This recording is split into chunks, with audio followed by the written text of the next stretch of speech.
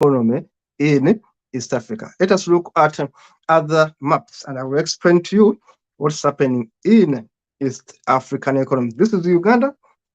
That is my birth country. Uganda, beautiful flag right there, red, yellow, and of course black. This is the crested crane. That is Uganda. Just look at other maps of these countries in East Africa. Black. This is crested crane. That's Uganda.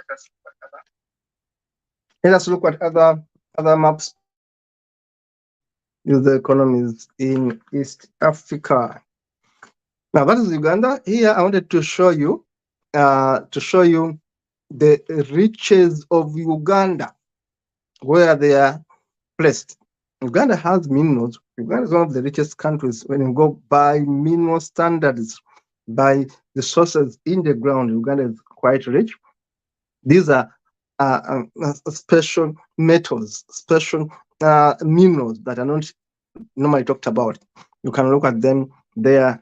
For example, the Genesis and others. These are minerals of Uganda, and of course, towns in Uganda.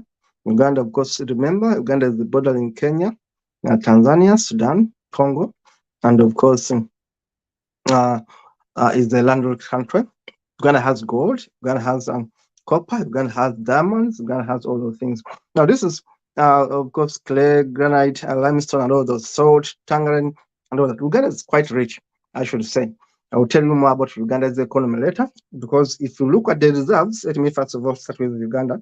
Let us go back to Uganda a bit.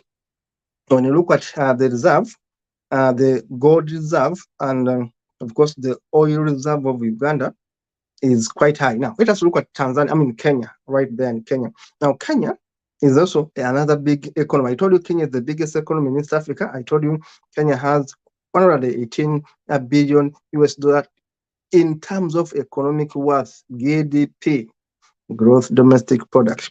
That is Kenya. Very, very beautiful flag right there of Kenya. And of course, Kenya is another tourist destination right there. The strength is in the sites you go to visit in Kenya.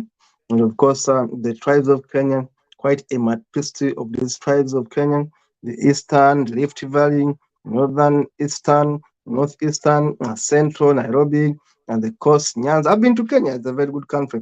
The ethnic groupings, the Luo, the Luhya, the Kalenjin, the Somali, the Meru, the Kamba, the Kikuyu, and of course, those other mixed people. Kenya is a very, very mixed country. And of course, a very good country to visit and check out. Now, let us look at other maps of East African community. And that is Kenya. I told you Kenya is a giant in terms of the economy, but the population is not so big. It's only 55 million people, according to the statistics I've got here. Let us look at other maps of the East African economy. Kenya is big in a way, and of course, Kenya also has minerals, as you can see. Kenya has oil. People don't know maybe, but Kenya has oil. Kenya's oil reserves are worth 4 billion barrels. But Uganda has the biggest oil reserves, by the way. Uganda's oil reserves are worth 6.5 billion barrels. Kenya has 4 billion barrels. And where's Kenya's oil?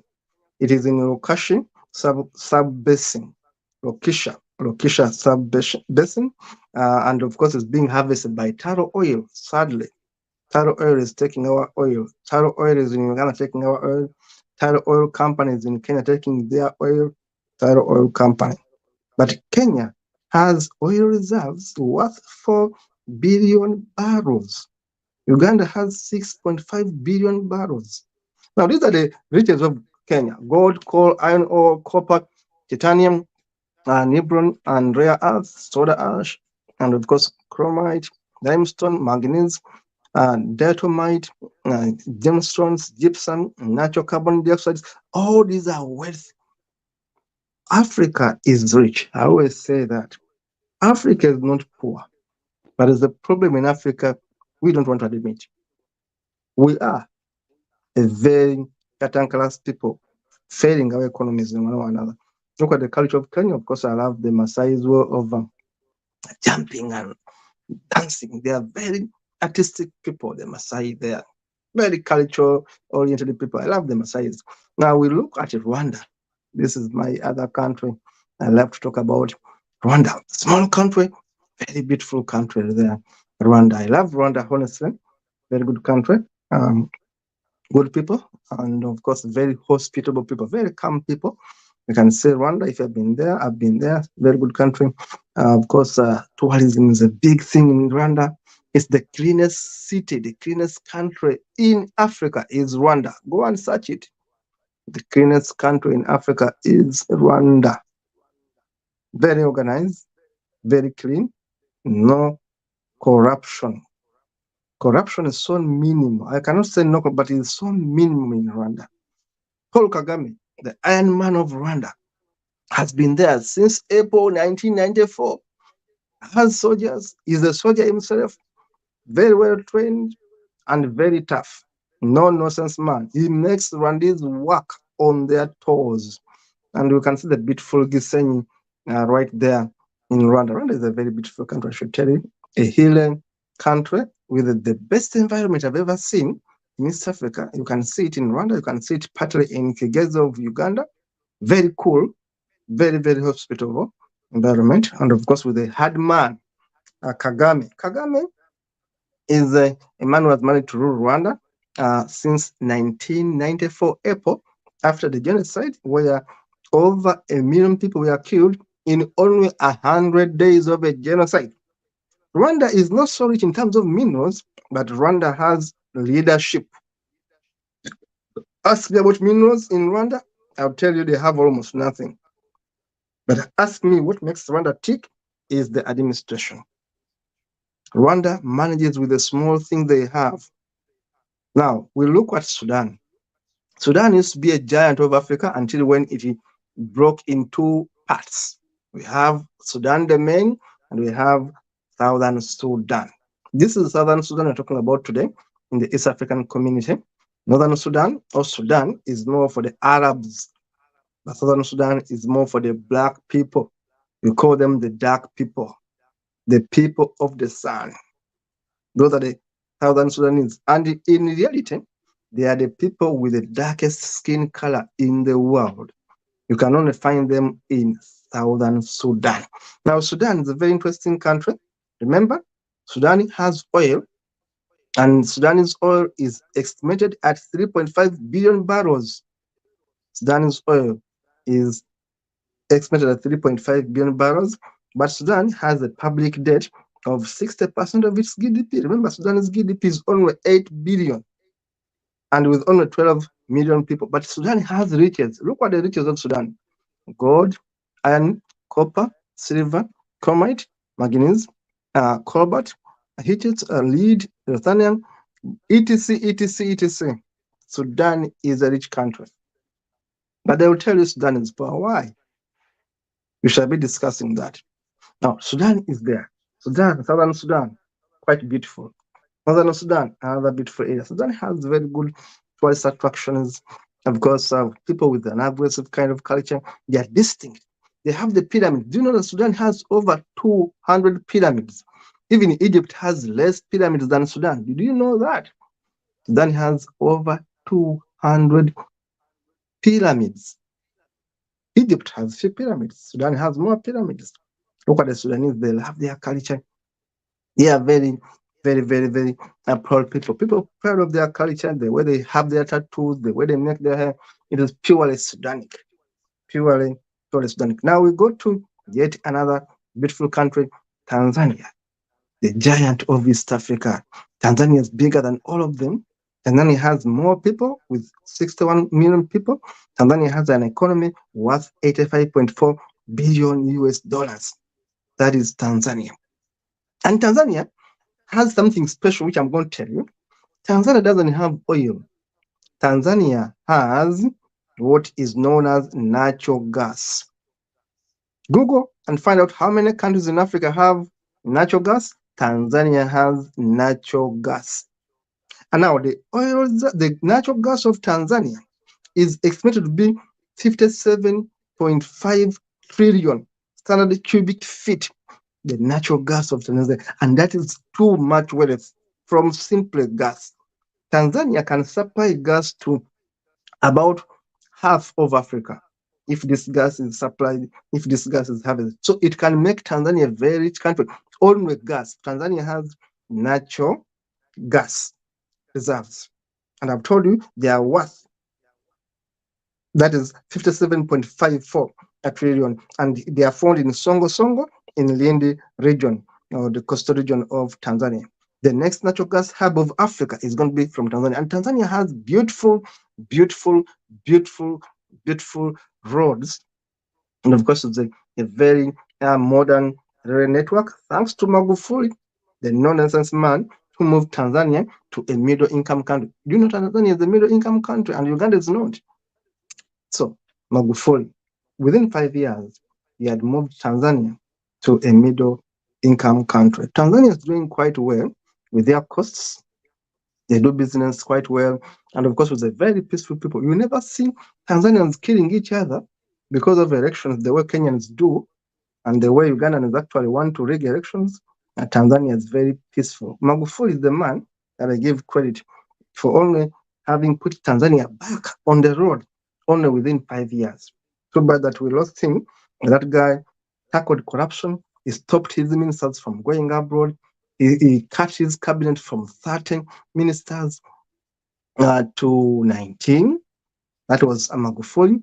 He stopped corruption. He made a British company to pay back Acacia mines, to pay back money stolen from the people of Tanzania. He made those British investors to cough back the theft they had taken away from the people of Tanzania. That man put Tanzania back on the road. And as we speak, Tanzania has a lady president. Sorry, who? The lady president of Tanzania. And Tanzania is moving very well. I love Tanzania, I should say. Tanzania is moving in the right direction. They have minerals, they have natural gas, which no other East African country has, and they have the most happy people, I think, very, very proud people of their culture, very peaceful people, Tanzanians, that right there. And yeah, when you go to Tanzania, I've been there, of course. I've been to Tanzania, I've been to Dodoma, I've been to Mombasa. Of course, Mombasa is in Kenya, but I've been to Dar es Salaam. Tanzania is quite a very beautiful country there. Better find time to go there. Now, this is Rwanda and Burundi. Of course, I told you Rwanda and Burundi are very small. Those countries are too small. Rwanda has only 13 million people, and Burundi has only 11.8 million people. So Tanzania has, Burundi has about 12 million people, and Rwanda has about 13 million people. Very small countries, very small economies. Burundi's economy is only 9 billion USD, yet Rwanda's economy is about 34 billion USD. But they are all welcoming, they are all peaceful. But as I told you, Rwanda is more progressing. That's why their GDP is 34 billion, yet Burundi is only struggling with 9 billion USD. So Burundi here is the poorest, if I may ask me. But of course, the most poorest is Southern Sudan, thanks to the wars that don't end in Sudan. Now, those are the areas you can go to visit if you happen to go to Burundi. Burundi is so beautiful, of course. We say Africa is one, Africa should unite. And you look at the population tribes, ethnic tribes of Africa, Afro-Asiatic, Nilo-Saharan, Niger-Congo, Bantu, Khoisan, and of course the Afro-Present. These are the ethnic groupings of Africa. But again, even when you go to East Africa, you find the same groupings right there in Africa. Find them. So Africa, just like East Africa, we are people that have food, the green basket of the world, as you can see. Everywhere in Africa, you will find something to eat. The environment is good, the soils are good, and the same goes for East Africa. The question is, why are our people not having money in their pockets? We have been able to analyze the economies of these countries. Now we are going to go back to studios and we hear what our panelists have to say. Me, I've made a summary of the East African economy. You have known how big these economies are, the population there, the challenges in these countries there. Of course, unemployment is cutting across. All these economies have a debt burden. All these economies have a debt burden that is almost half their GDP. Check Kenya, will be surprised how much debt Kenya has. Kenya's debt is almost half their GDP. It makes them actually worse. Unemployment in Kenya is also worse, just like it is in Uganda, just like it is in Sudan. Graduate unemployment in these countries is a disaster. Yet these countries have income generating activities. The most upper one that brings in money in East Africa is tourism. Check Kenya and see the sector that brings in money: accommodation, hotels, tourism brings in money to Kenyans. Foreign exchange comes in, people from abroad sending money, yes, but tourism brings in much more money to Kenyans. Then these minerals come in later on. The same applies to Uganda, the same applies to Rwanda, the same applies to Tanzania. The economies are promising, but there are challenges of leadership. For example, Kagame has a lean government, and Kagame's government is the one that has actually more women if you compare it with other East African governments. But again, Kagame's government is delivered by authoritarian dictatorship. When you go to Rwanda, politics don't speak. Kagame is the king and the king alone. He has been the bull in the crowd since April 1994. And Kagame learned from his father, Yoweri Kaguta Museveni, the man who is known for stealing elections, the man who murdered Kagame. His father in politics is Yoweri Kaguta Museveni. Kaguta Museveni came to power in Uganda in 1986. Fought that war with Kagame. Kagame was his AD in the war. After winning the war in Uganda, he sponsored Kagame and team to go in Rwanda to take over Habyarimana. They killed Habyarimana in a helicopter crash in April 1994, and the government of Habyarimana was overtaken, and then Kagame became a president of Rwanda in 1994. Now you can imagine how many years are those? Almost 30 years of Kagame in power. And the term limit, every term is 7 years. Every term is 7 years. Every time he wins without a challenge, his closest rival, Diana Rogera, died just a few months ago. Kagame has been witch hunting his rival. The poor woman, died just a few months ago, a few weeks ago. Died. Now, Kagame has no opposition. The same applies to Uganda. Uganda's opposition is just, these are comedians in Uganda, I should tell you. I know many people don't want to hear this, but Ugandan politicians are comedians. They simply help to legitimize Museveni. They massage him. They are just there to earn some bit of money, make some bit of noise. Nothing they can do in Uganda. Nothing Uganda's opposition can ever do to Museveni and his son. Nothing. So leadership, we know in Uganda, it's only Museveni and his team. They are going to rule us until they get tired. We don't know when. So that's a challenge. When you look at Tanzania, peaceful. Yes, one-party system, Chama cha Mapinduzi, since independence, one-party system, but not one-party system. Actually, they are going to tell you, oh, we have multi-party in Tanzania. Yes, they do. But one party wins the elections. But for all the good I can say, Tanzania is peaceful. There's opposition, which is muzzled a bit, but they make some bit of noise. But always the Chama cha Mapinduzi, the ruling party, is so strong that every time it comes in and wins. And today, they have a lady president, and Tanzania is in the middle income country. Then look at Kenya. Kenya is very interesting. They have never had a civil war. Someone may think they are peaceful, but they are not. Kenya is tribalized. Kenyans can kill themselves over tribes. The Ruos and the Kikuyus don't see eye to eye. The Kambas side with, they are a very confused political elites in Kenya, I should tell you. I want these brands because I've been their country, I know their country very well.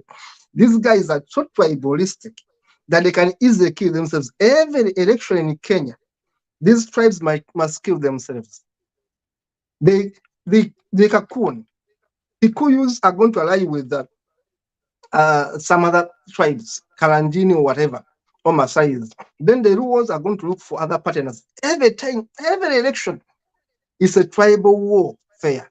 They get up their machete, they kill themselves. That is Kenya, full of confusion. Every time there is a political game, their tribal sentiments come out. So even now we say, when will the Jaruos take over? Because they've been sidelined for a long time.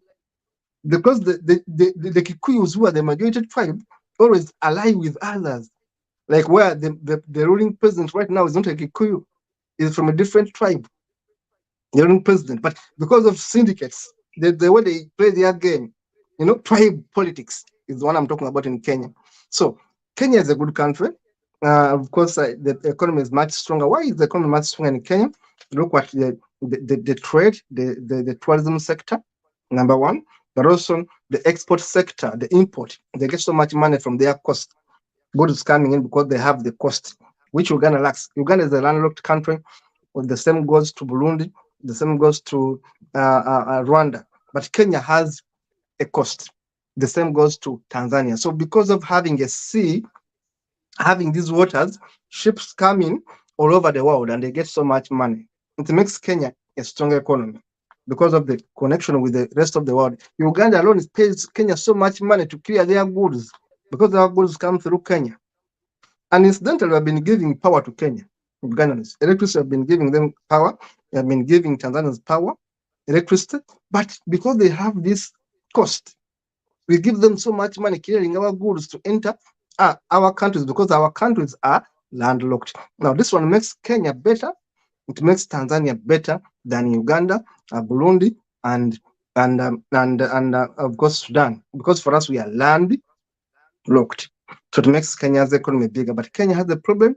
Corruption is so much in Kenya. These guys can even steal themselves.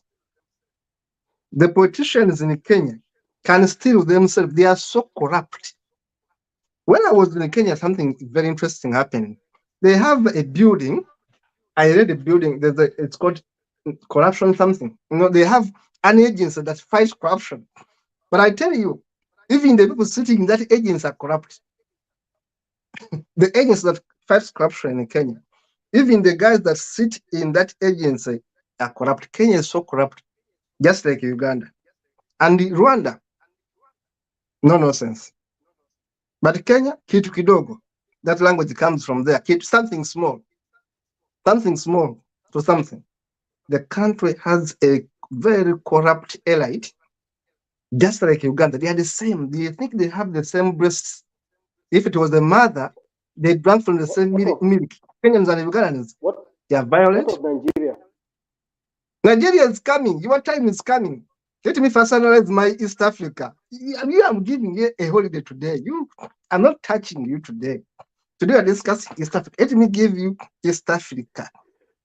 I'm telling you, these bastards, two countries, Kenya and Uganda, drank from the same. Nigeria is worse. Wait, let us first analyze East Africa. These two bastard countries, in terms of corruption, Kenya and Uganda, drank from the same breast. They are the same. Very corrupt, very tribalistic. Those two countries are cantankerous, I tell you. They do almost the same things. Very, very, very tribalistic, very, very corrupt in terms of leadership. But what makes Kenya a bit better is because at least they change politicians. For us, we are stuck with one man. Nandip, do you know how painful it is to have one president for 38 years? Me, the man came when I was about 8 years.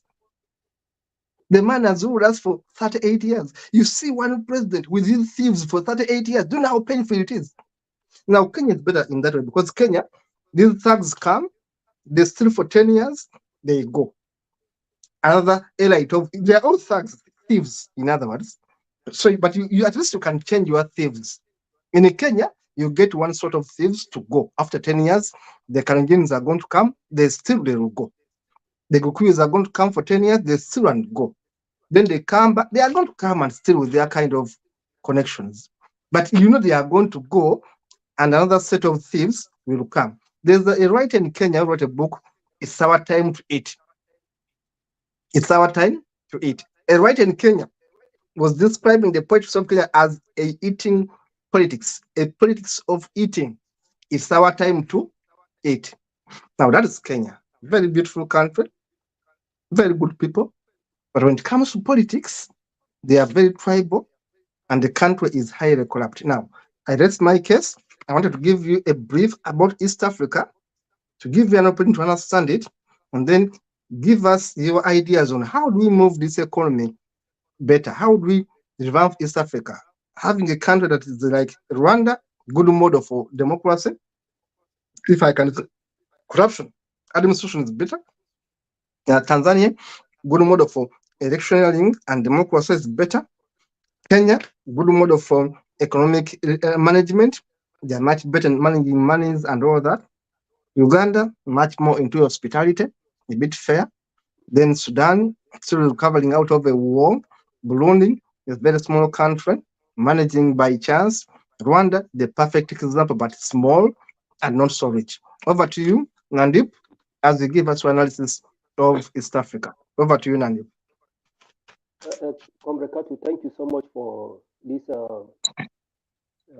your talk on East Africa, which is the focus on the East Africa economic challenges and prospects.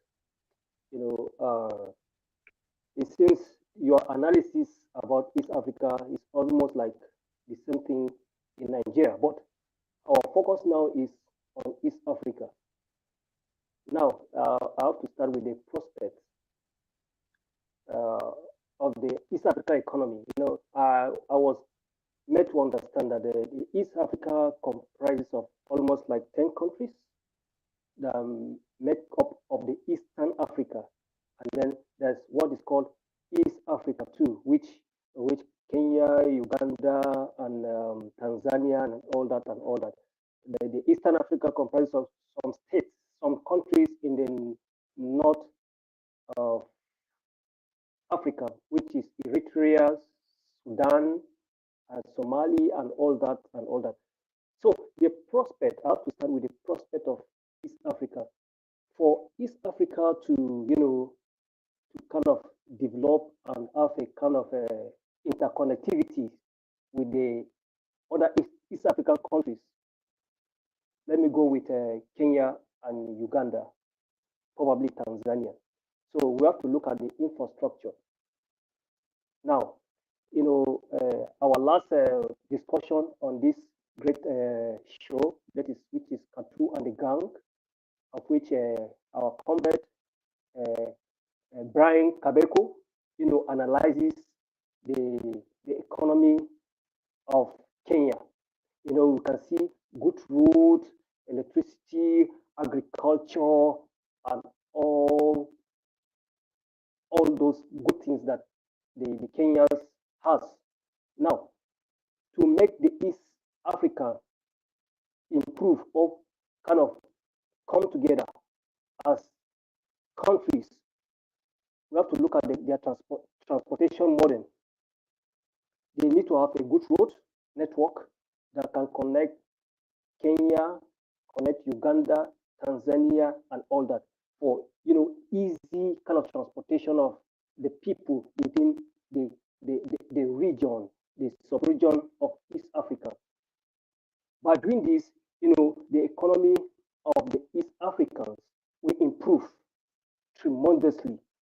Now, our comrade Brian Kabako show us the very good network of roads in the capital city of Kenya, of which that is how it is in most of African countries.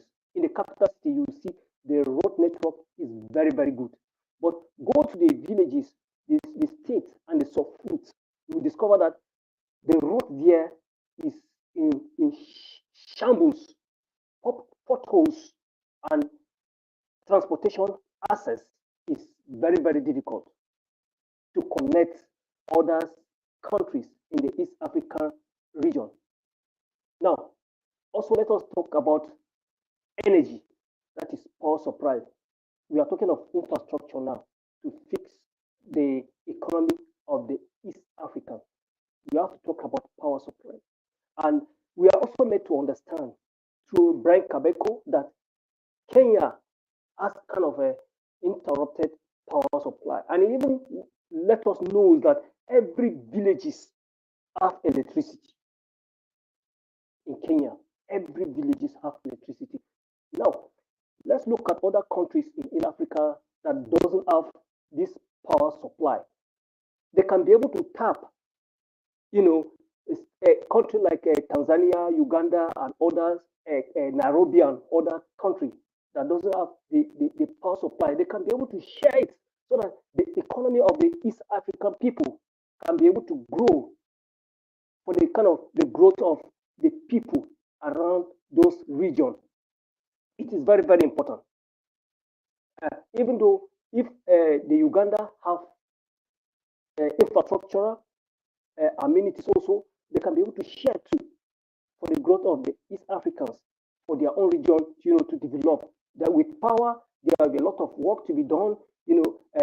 People that have a manual work like welders, construction companies, how they cannot be using generator or buying fuel to fuel their machine for fabricating works. So you can see that with energy, a lot of job and youth will get access, to employment. Now, let us look at education. If the East African can be able to have kind of a vocational education for the teeming youths that are coming up, so that they can have to have a trained trade, like maybe, as I mentioned, welding is a vocational work also, so that you can be able to carpentry and all that. And it's also part of education, not only the what do you call it, the curriculum that we study in our institution. Education is a kind of a vast area of which East Africa can be able to tap in it. That is another aspect of education that is in the prospect, so that both countries can be able to energize, can synergize to grow.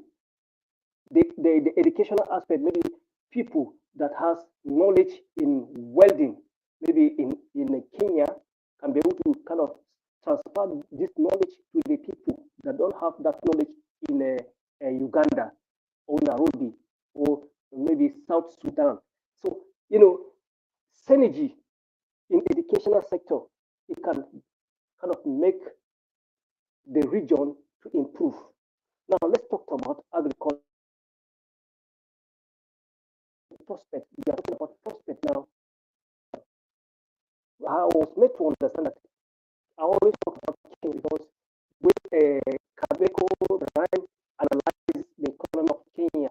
So now Kenya produces a lot of tea. I love taking tea too, but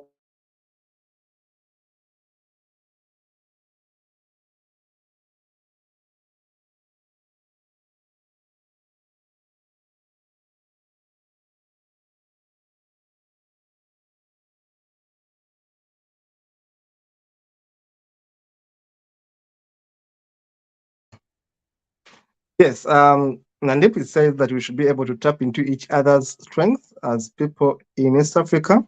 We should be able to use every other's competitive advantage, yes, and yes, then we yes, develop as a team. yes. Continue if you can hear me. Yes, I can hear you. His caller is coming in and rejected it. So let's talk about agriculture. Now, if the government of the East African region, they can be able to synergize all the countries in East Africa, like the way we have West African, ECOWAS. So we have our own kind of trades in West Africa.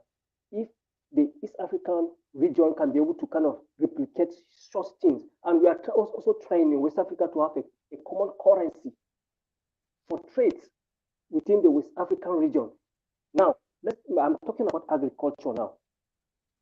The Kenyans who are specializes in a production of tea, they can be able to, open a kind of a ground for other countries that very close to them. They have borders, so that they can train other people to teach them also how to, if the kind of the weather condition is kind of is favorable for the cultivation of tea too, and also for the cultivation of what they call it, cocoa. They can be able to come to Kenya and learn the production or the cultivation of tea and cocoa. And I was also meant to understand that maize flourish very, very well in Kenya. The same thing can be able to applicable to Uganda, Nairobi, Tanzania, and all that. So that the way the Kenya people cultivate their crop and have bumper harvest in millions of tons, so that the other countries in the East African region should cultivate also, so that they cannot be have shortage of food. With that, you see that the economy of the East African people, we prosper, we progress, we improve, and a lot of farmers will have money to smile to their bank. The most important thing is the road, of which I've already explained earlier on. Without good road, agricultural product cannot be, transported from the farm to the city, because every crops that is produced in the farm or in the villages can be transported through rail, that is train, and through the roads. And only few in Africa that we transport our goods through air. But most of the transportation crops in Europe also go through air. But I don't think we are in Africa, we are into air transport of uh, goods and services. But the East Africans need to fix their road network within the geographical region for easy transportation of crops from one location or from one region or from one country to another country. Now, let's look at the financial aspect of the East African region. Now, smallholder farmers, the East African region can be able to come up with a cooperation within a state like Kenya, Tanzania, Nairobi, let's say Southern Sudan, and all that, so that you have a kind of cooperation, a cooperative that can be able to give a small loan to the farmer through their financial institution to support them in their agricultural production. With this, the farmer cannot have difficulties in cultivation of their crop. Like, Yeah, and if they're giving us some solutions, telling us about farmers, how farmers can coordinate each other's activities, empower each other. Talking about the road network being used properly. I should tell yes, Nandip that actually yes, East yes, Africa has a better road network. East yes, Africa is better road networked. I should tell you that East Africa is better road networked. Our yes, roads are good, very good, and we can easily yes, move to one country to another. I used to go to Kenya in the night, and I yes, used to go to yes. Kenya with a bus. So, Okay, good. and So I used I'm to just go to trying to Rwanda make. with a bus. Okay, okay, good. The So same this thing. can be able to. Yes, Go ahead. yeah. So you can see with these better road networks, that country in all the countries in East Africa, you have good prospects in growth of their people.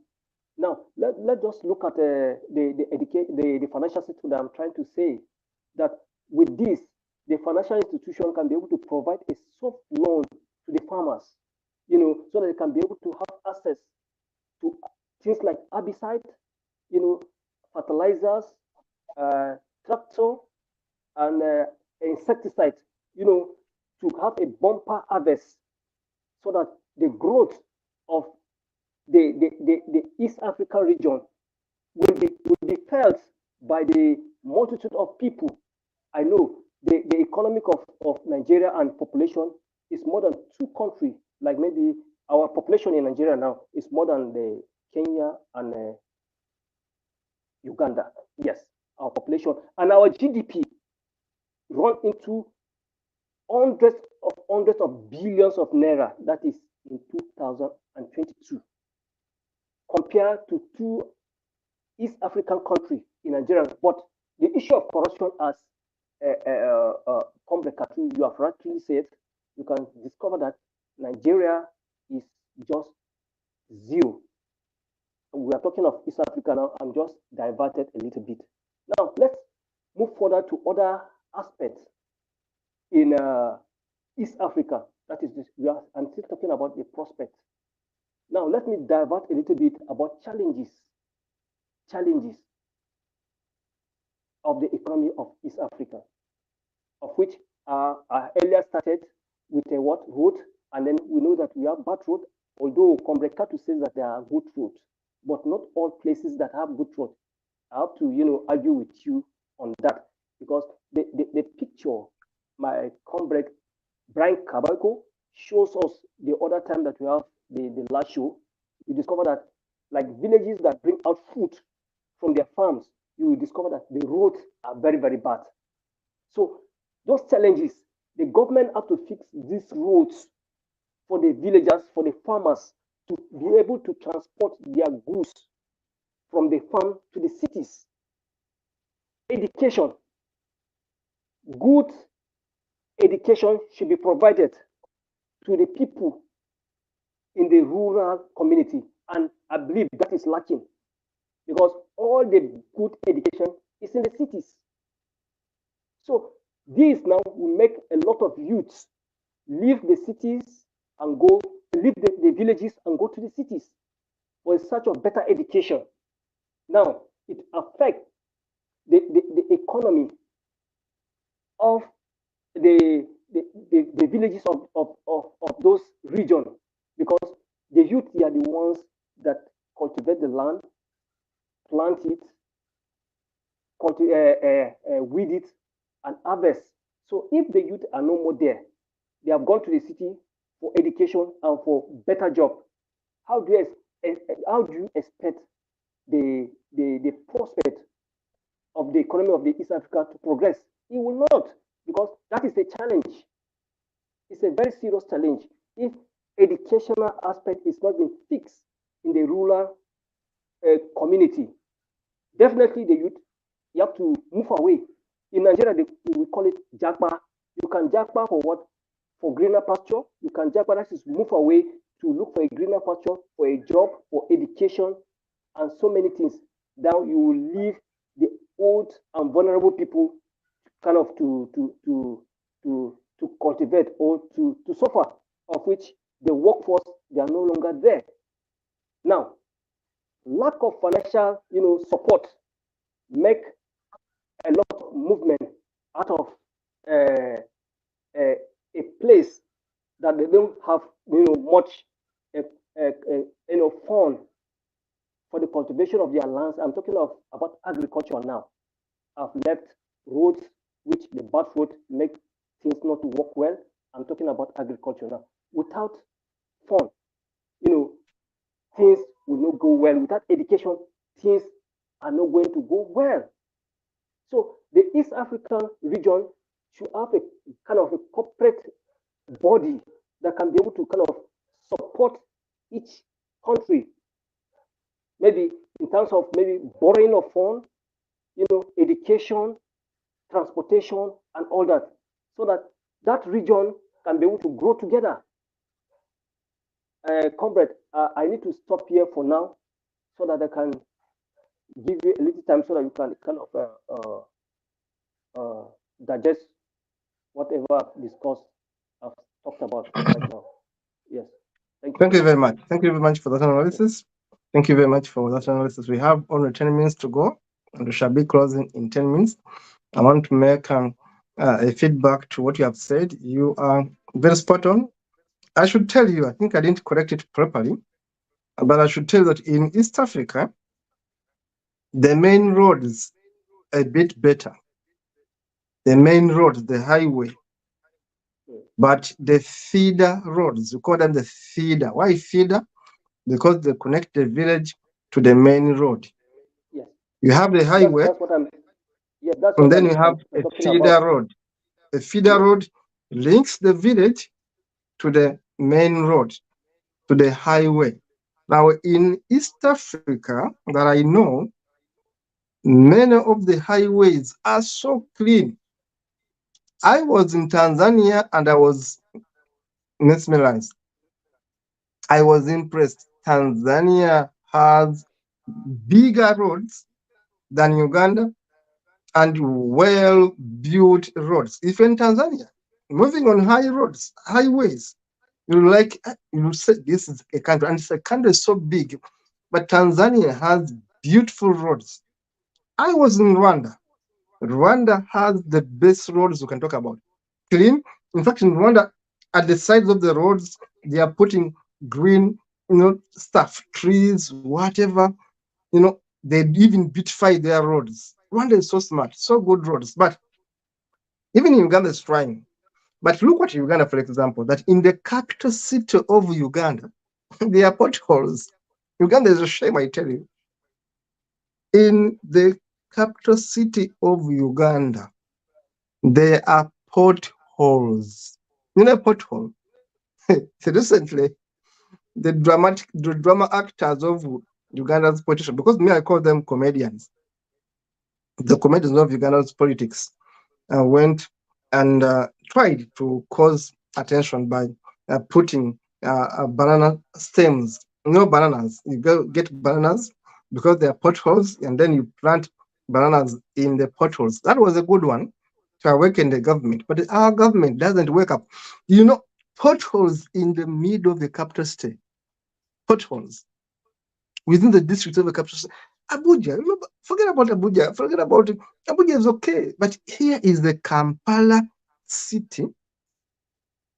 When you look at the feeder roads of Kampala city, are full of potholes, a capital city. But again, when you move alongside the main highways of Uganda, they are better. But feeder roads in the villages that links the village to the highway, the roads are bad. Now, how will you transport goods from your garden to the main road? Because in between, the road is bad. But when I was in Kenya, I should give them credit. Much of the roads I saw in Kenya were good. Even the feeder roads in Kenya, much of them were better. But in Uganda, it's worse. Yet Rwanda has better feeder roads. Rwanda is smart. I've gone to the villages in Rwanda. You will see a road in a village in Rwanda as good as a road in a city. What are we saying? You are right. To fix East Africa, one, we must work on the feeder roads. The roads that connect the villages to the highway must be worked on. Number two, which we said, we must work on our schools. Our schools. Our education must be revamped. In fact, I've been saying, I had studies on this TV where I was saying, let us overhaul. Overhaul means overturn, turn around, change completely our education system. I always call our education system bogus. In fact, I don't wish my children to study in this kind of education system. I don't wish them to because it's very hopeless, very hopeless education system. We need to teach our children to think, practice. Me, I was taught by my grandparents better than what my teachers taught me in school. I always say that my grandparents were better teachers than these hopeless teachers I found in schools. Very hopeless teachers. What were they teaching me? How to pass exams, and I passed. So what? Teach a child how to be a good mechanic, so that when a car breaks down, a child can fix a car. Teach a child how to fix a house. If there's no power, electricity has gone, the child knows which wire to add to which wire and connect. Teach them practical skills. It's one thing that makes me mad with our education system. Very hopeless education system. You are teaching me about Mississippi for what? Why do you teach me about London? What do I need to learn about London? About these countries? Why should I be learning about them? Why do I need to learn about them? Teach my child how to be a good chef, how to cook. Teach my child how to be a good farmer. Teach my child how to analyze the computer, how to assemble a computer, how to repair a computer, how to use a computer. I should tell you, Nandip, my children, I've been buying them computers when they're about 5 years. My children are computer literate. I buy laptops and put at home, and they play with them. All my children, as I speak, at least those who are above 6 years, 7 years, have seen a laptop, they know how to power it, they know how to play with it. Because the world is IT. My firstborn is so good at the computer. Very, very soon I'm going to be introducing him to the world because now he's above 18. But he's so good with the computer because I gave him his first computer when he was about 9 years. I gave my son his first computer when he was about 9 years. He's so good with it. In those things I don't know because I've been with the computer for much of his life. Laptop is his friend. So unless we parents introduce the liberty, know that our education system is bogus, and we give our children the alternative. Like I've told you that my son is so good with the laptop, very good. Why? Because I deliberately gave it to him when he was young. He knows how to fix it. He knows how to do programs. He knows so many things. Now it's good. He needs simply a bit of panel beating here and there, and he'll be so good with it. Because I knew IT is the way to go. So we need now to change our thinking that we are going to work in offices. Where are the offices? They're not there. Teach them agriculture. Nandip, you cannot go hungry because you can feed your family. If you teach your child how to be a good farmer, how to be a good aquatic, that's quite aquatic fish farming, give that skill to the child. Let them know that agriculture is not a punishment. In fact, this is where we get our food. Teach them that. Teach them how to be builders, how to be engineers. Teach them how to be good marketeers, how to use the computers. Don't give them the Quran. Don't give them the Bible. The imperials came and doomed our thinking. They gave us their useless books. They never even used the books properly. But they made sure that for us we cram the books. So it annoys me to send my child to a school which still tells them to worship Allah and Jesus. It annoys me. So that's why I'm saying that our education system must change. And it's you, me, I've given you my own example. It's you, Nandip, to say, I want my children to be computer literate. Let me sacrifice money, I buy them a phone because they will need it. Some people are going to say, oh, it's bad to have a phone. But my children up to now use smartphones. They use smartphones. They are young, but they know how a phone works because this is the world in which we are. Whether I like it or not, they will need a smartphone. They need to know how a gadget works. My children, I introduce them to computers when they are young, to play cartoon, to play games. They know how to at least they know basics. So that when they go to school, say if one of them wants to do IT, it will become easier because the world is computerized, the world is scientific. So me, I'm thinking that as the people in East Africa, we need to be also conscious. Let us know that these governments are for thieves.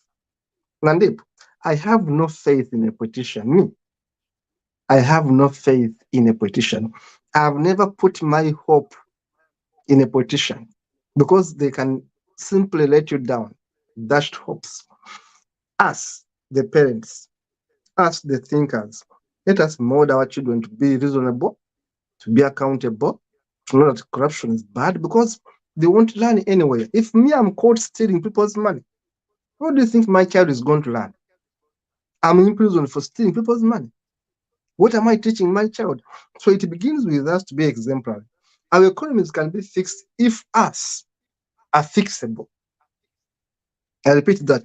If us are fixable, if us are fixed, our economies will be fixed. Lastly, is the question of leadership. It goes back to what I've been saying. When you have a rogue regime in Uganda, everything is stolen apart from air. Air. If there was a way they could steal air, they would steal it. But everything else is stolen. Is I means my own language is stoleable. Is you have a ability to steal it. Now, what can my child learn from a Ugandan politician? The opposition are in comedy. They earn money from the imperialists, then they come and pretend that they are fighting them. How can someone who's exploiting you, the same company stealing from you, at the same company supporting your political party, at the same company that are supporting your trips abroad? Do you get my thinking? A company, Nandip, that is taking your oil away, your gold away, your copper away, your diamonds away. The company that's stealing from you, owned by the imperialists, is the same company that gives money to political parties. So do you think that if this political party takes over, it's going to empower the people? They are going to appease, make happy those who gave them the money. Simple question. So you forget the politicians and say, how do I help my people? How do I help my children? How do I help my community to think better? We empower them by better skills because the governments will change, but the same bad people will come back to rule. It will be you have got old wine and you put it in new bottles. You a drink of wine. Get old alcohol, put it in new bottles. It's the same. The only change is the new bottle, but the content is the same. What will have changed? So I always say to these Ugandans, you want to get baby wine, yeah, it may be good. Yeah, he's the drama actor. But what is he going to change when he's getting the same funding from the same people that are stealing from us? What is he going to change? He's already compromised. So you are in a conundrum. You don't know whether, because you don't want this guy to stay. But even these guys who are going to come are doomed. There's no future in them. It's going to be temporary. The same quagmire, the same confusion is going to continue. So, in brief, it goes back to us as citizens to be responsible, especially modeling young people to be not like us, Nandip. For us, our generations are doomed. We are corrupt, we are murderers, we are thieves, we are bad. Let us teach the young ones to be better than us. This is my campaign, me as an individual. I want my children to be better than myself. If I did mistakes, I want them to be better than myself. If you can do that at an individual level and say, and if I want mine to be better, I want yours to be better, we should build a better society. Otherwise, for us, we are doomed. Over to you, Nandip, and close the show. You speak and close the show. Well, thank you, Comrade Katu. Really appreciate you for this talk that you have given so far. That we, our generation, we are corrupt, and we want our children to be better than us. I take it from you that this is a very good, things that I'll put in my heart, to make sure that my children, they will be more better than me. They will be more better than us as the parents. That's the dream of every parent. Yeah.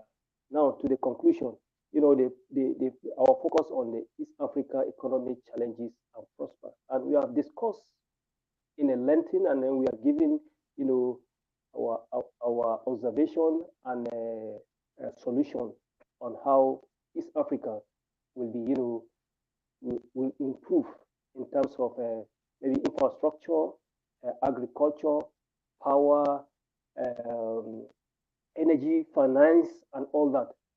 And there's a lot of work to be done in order these things to be achieved.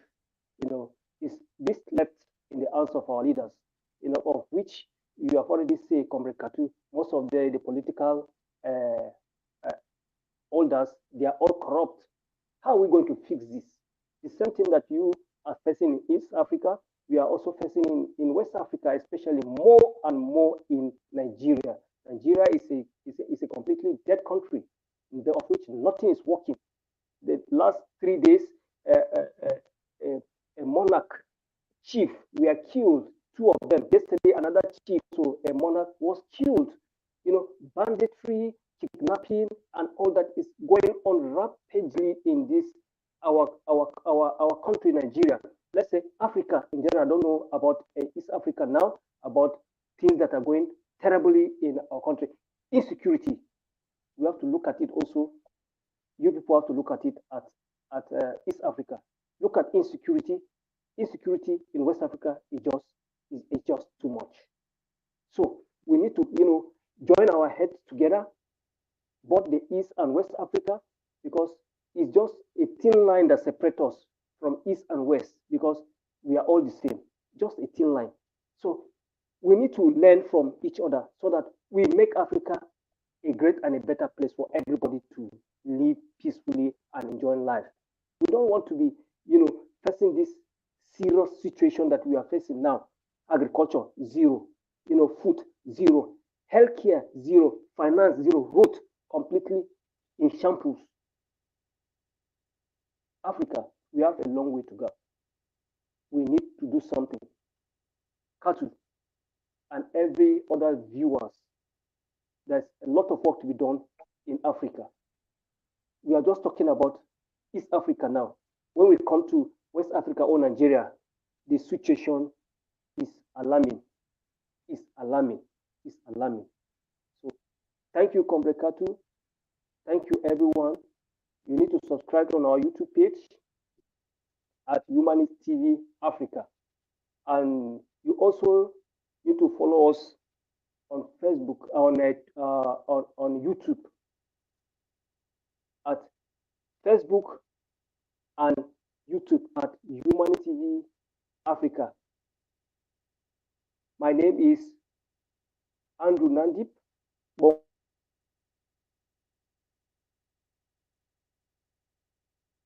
Anurip Bungfa is the guy closing the show based in Nigeria. The network, of course, has got a technical glitch, but it has been a wonderful show. Thank you so much, Nandip Andrew, for those wonderful thoughts. Of course, thank you so much, Brian Kabeko, our communication officer right in Kenya. It has been a great show. We want to encourage you to please subscribe to our TV station. It is Human TV Africa, but also send us an email. Our email is info@humancivafrica.com. And of course, our WhatsApp number is right there. Thank you so much for being a good audience. We'll see you in the next one.